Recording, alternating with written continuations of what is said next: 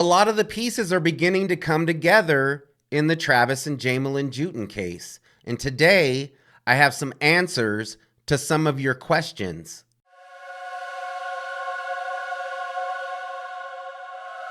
Hey everyone, it's Lucky with Unfiltered Lucky. And today we're going to be going back to the Travis and Jamilyn Juetten case. Now, before I get into this video, I just want to say thank you. Thank you to all of you who support my channel and watch my videos, and everyone who, comments and likes and subscribes to my channel. When I say that I appreciate it, I really mean it. I don't just say that. I truly do appreciate all of you. Without you, none of this is possible. I wouldn't even be able to do this. So thank you. And I wanted to start this video out by saying that because it's important to me. Now today, I want to talk about Jamilyn Juetten. Jamilyn was Travis's wife of 3 years, and she's also a victim. She was brutally attacked right alongside her husband. Jamilyn was there. Now, in the comments, we talked about the possibility that maybe Jamilyn was coming into some financial compensation. We always look toward that when we're looking at crimes because, we follow the money. But I can say that after doing the research that I've done, and I continue to research this case because I have a lot of information. I also have a lot of little pieces that I'm trying to put together. So I'm continuing to research this case, and a lot of you all have given me some really great information, and I really appreciate that. But after doing the research that I've done so far, I just don't believe that Jamilyn had any part in these crimes. I truly believe that she is a victim who was very lucky to get out of that situation with her life.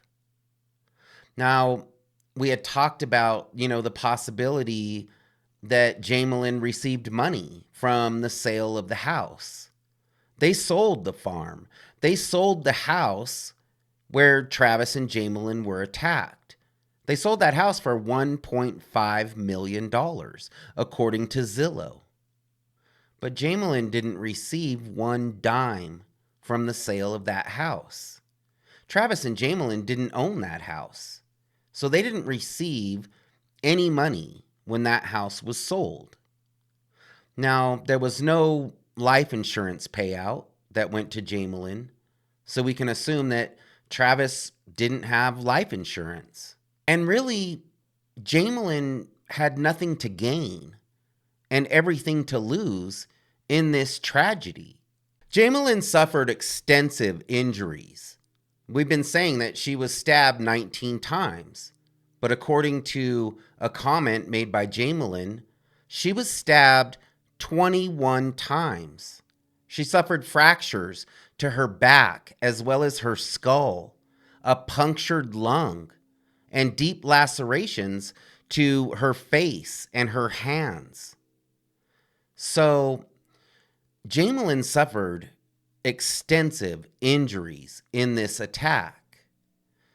I don't believe that Jamilyn had anything to do with these crimes. But I do believe that it's a good possibility that Jamilyn was the target. I believe that the attacker who entered the Juetten house in the early morning hours of August the 13th, 2021, was there for Jamilyn. Jamilyn herself, Elaine, Travis's best friend, and Travis's brother have all stated very clearly that Travis was protecting Jamilyn. Now, of course, they might mean that Travis was protecting Jamilyn because that's his wife. So that would be understandable. But the way that they describe it is that the attacker was trying to get to Jamilyn and that Travis got in between her and the attacker.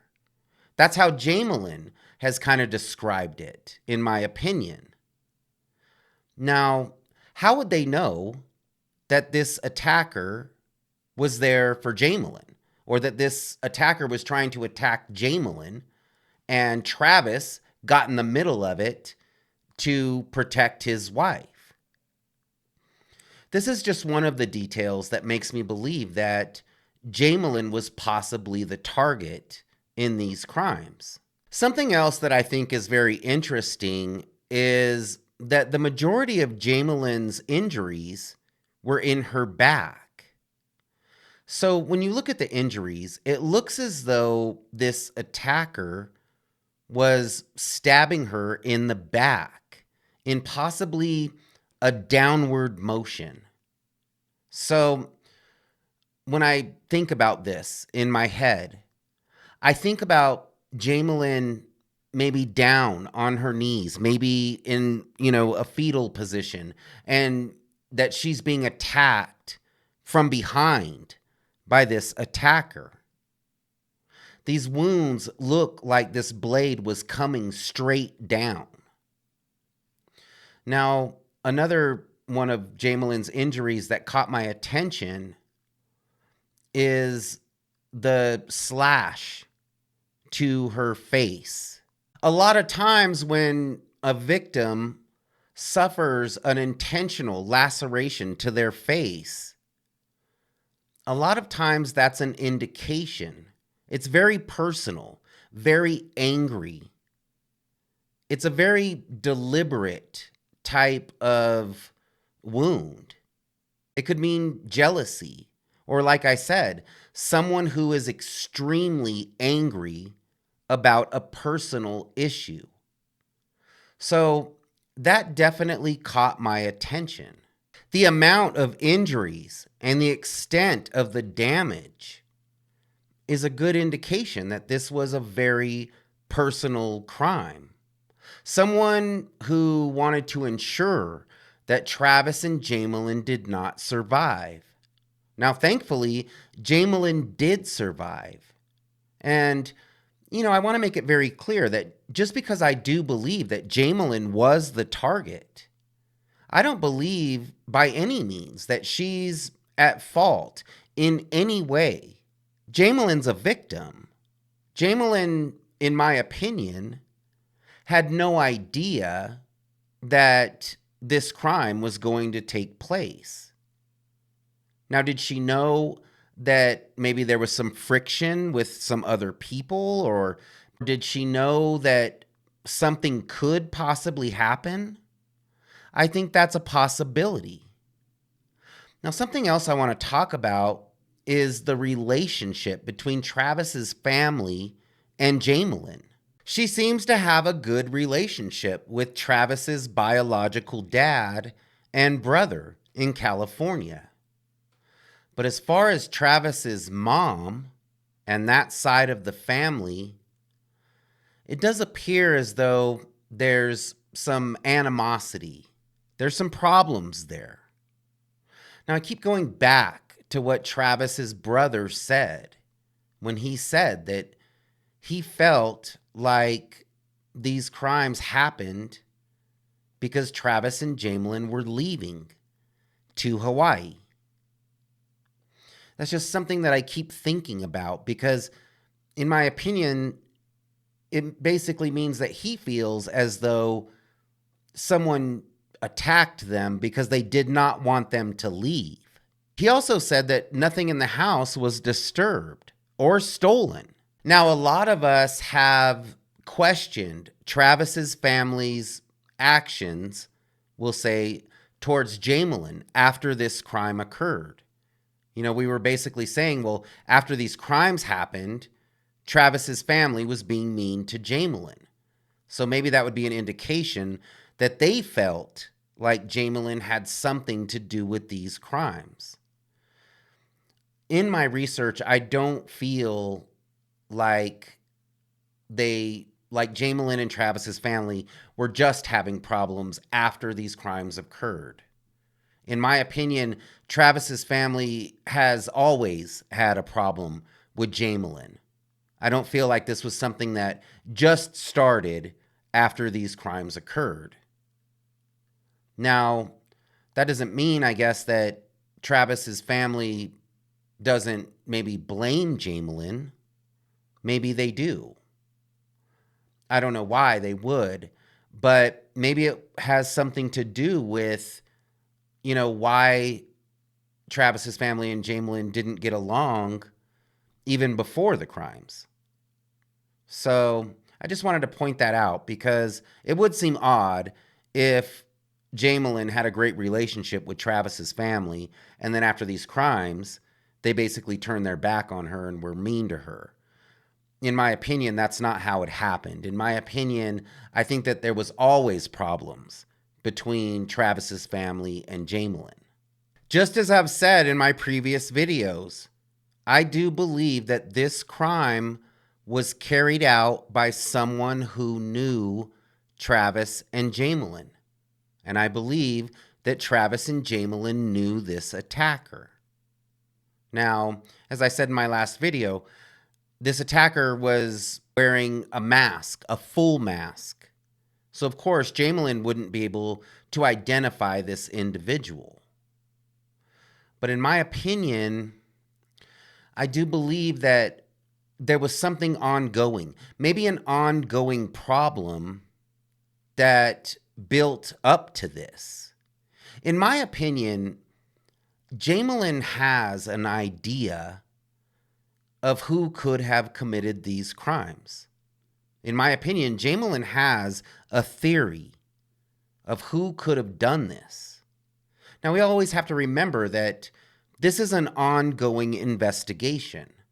So there's a lot of information that Jamilyn has that she's not able to talk about.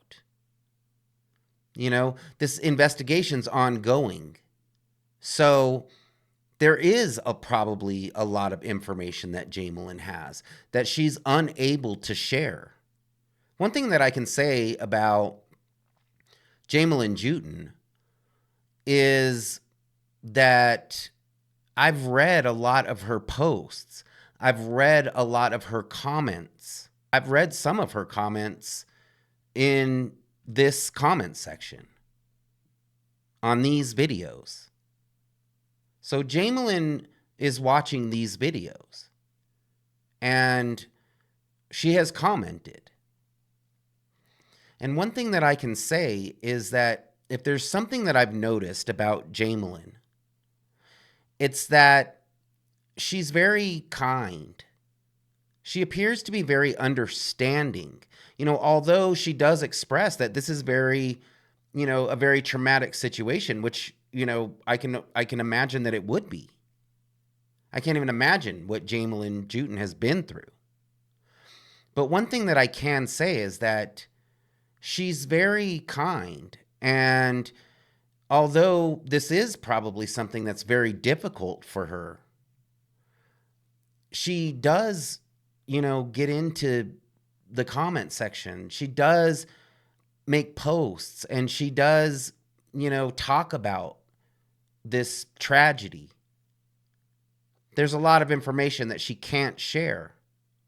But I think it says a lot about Jamilyn and her strength that she is able to go on to, different platforms and talk a little bit about Travis and about these crimes. So I did want to say that because you don't really see that a lot. Jamilyn was there. Jamilyn was being brutally attacked right next to her husband. And yet she still has the strength to come on to, comment sections and make posts and talk a little bit about it. So I admire that a lot because in my opinion, I do believe that Jamilyn has a theory. Like I said, I believe that she has an idea of who may have committed these crimes and maybe why.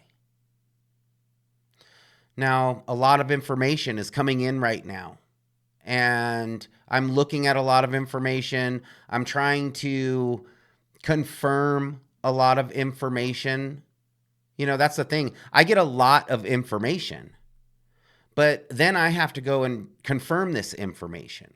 I don't want to pass this along to you if I know that it's not true. So it's taking a little bit of time, but I feel like these pieces are starting to come together. I am beginning to see a clearer, is that a word, clearer? A more clear picture of what could have possibly happened to Travis and Jamilyn Juetten. Now, a few videos ago, I announced that I was going to be starting a second channel that focused on non-true crime subjects. I want to talk about current events and stuff like that. And I just wanted to give you an update on that because I know that I said that this channel would be up last week, but it's taking a little longer than I anticipated because I want it to be 100% for you. I want it to be polished and I want it to be entertaining. I want it to be something that you all want to watch. So it's taking me a little bit longer, but it's coming, and it's coming very, very soon. So I'll keep you updated on what's happening with that. Hopefully within the next couple of weeks, I'll be able to kind of have everything together and have all my ducks in a row, and I can announce that this channel is live. So hopefully very, very soon. Now, as I said, I'm going to continue to dig into this case. I'm going to continue to research and look for answers. I appreciate all the questions in the comments. I do read your questions and I do go try to find that information, try to get you guys some answers. So I really do appreciate that. Thanks for hanging out with me today. I really do appreciate it. And if you liked my video, please hit the like button and consider subscribing to my channel. Like I said, I really do appreciate it. And we'll see you next time.